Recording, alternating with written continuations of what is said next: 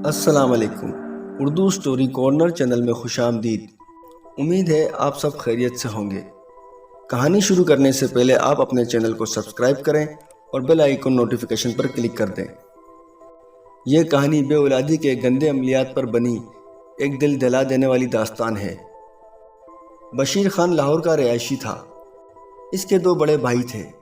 تینوں کی شادیاں ہو چکی تھیں اور تینوں کے پاس اولاد جیسی نعمت بھی تھی۔ بشیر خان کے 2 ہی چھوٹے بیٹے تھے، باقی سب کی اولاد بڑی تھی۔ بشیر خان اور اس کے دونوں بھائی ڈرائیوری کرتے تھے۔ بشیر خان تو لاہور میں ہی گاڑی چلاتا تھا۔ بشیر کی 43 نمبر گاڑی سارے لاہور کے چکر لگاتی تھی، جبکہ اس کے بڑے بھائی لاہور سے پشاور تک جاتے تھے۔ تینوں بھائیوں میں اتفاق تھا، سب پیار محبت سے رہتے تھے اور زندگی بہت خوبصورت گزر رہی تھی، اور شاید آگے بھی خوبصورت زندگی گزرتی اگر بشیر کے ساتھ ایک واقعہ پیش نہ آیا ہوتا۔ بشیر خان کی ڈیوٹی رات 11 بجے ختم ہو جاتی۔ وہ اپنی گاڑی اڈے پر دوسرے بندے کو دے کر سارا پیسہ جمع کروا کے گھر آ جاتا۔ اس کے بڑے بھائی کا بیٹا حافظ تھا۔ وہ رات 12 بجے تک ٹی وی پر تلاوت سنتا تھا۔ بشیر خان جب بھی رات کو گھر آتا تو بھتیجے کے کمرے میں تلاوت کی آواز آ رہی ہوتی اور بے اختیار اس کے قدم اپنے بھتیجے کے کمرے کی طرف چل پڑتے۔ وہاں کافی دیر بیٹھ کر تلاوت سنتا تو روح کو سکون پہنچتا۔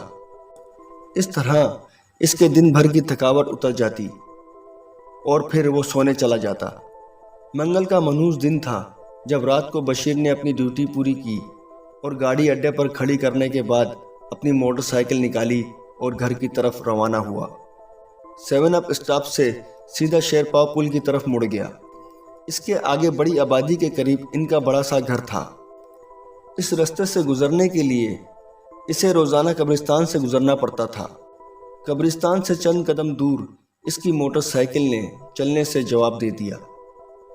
موٹر سائیکل کا پلگ شارٹ ہو گیا اور وہاں دور تک کوئی میکینک بھی نہیں تھا۔ واپس جاتا تو بہت دیر ہو جاتی۔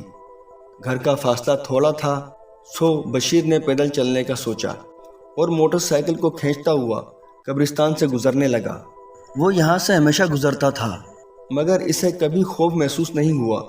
آج نہ جانے کیا بات تھی کہ قبرستان میں قدم رکھتے ہی ایک پراسرار سی لہر اس کی ریڑھ کی ہڈی میں سرایت کر گئی۔ وہ خوف زدہ ہو کر چاروں طرف دیکھتا ہوا آگے بڑھنے لگا۔ بشیر خان نے خود کو سنبھالا اور کافی حد تک کامیاب بھی ہو گیا، مگر کوئی تو پراسرار چیز ضرور تھی جو ماحول کو گواہ بنا رہی تھی۔ ابھی وہ قبرستان کے وسط میں ہی تھا کہ ایک عجیب سی آواز سنائی دی۔ وہ کسی عورت کی آواز تھی۔ پکی ٹائلوں سے بنی قبر کے پیچھے سے وہ آواز آ رہی تھی۔ بشیر خان کا تجسس جاگ اٹھا اور آنکھوں میں خوف آ گیا۔ وہ آہستہ آہستہ قبر کے قریب گیا۔ عورت کی آواز اب واضح ہو چکی تھی، لیکن کافی کوشش کے بعد بھی بشیر خان عورت کی آواز اور الفاظ کا مطلب سمجھ نہیں پا رہا تھا۔ وہ اور آگے بڑھا۔ خوفناک منظر اس کی آنکھوں کے سامنے تھا۔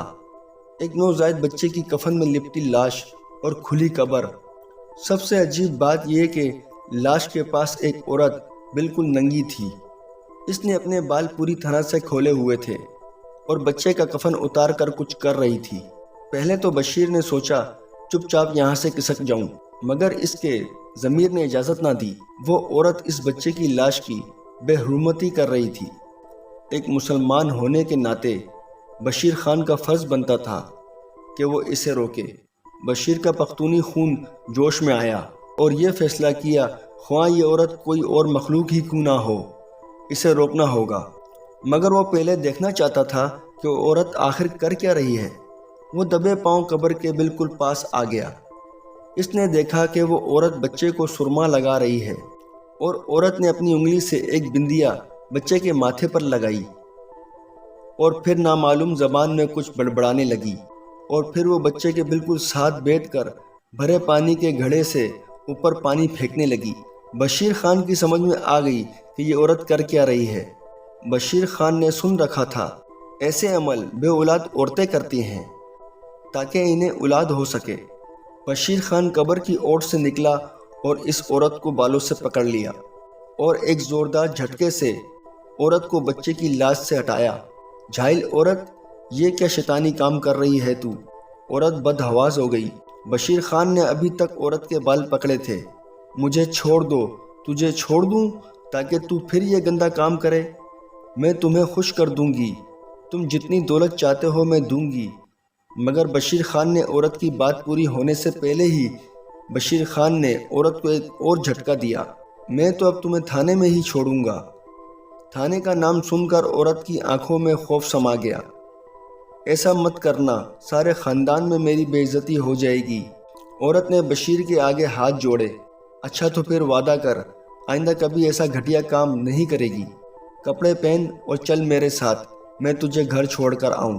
نہیں نہیں، میں گھر چلی جاؤں گی، تم میرے ساتھ نہ آؤ تو مہربانی ہوگی۔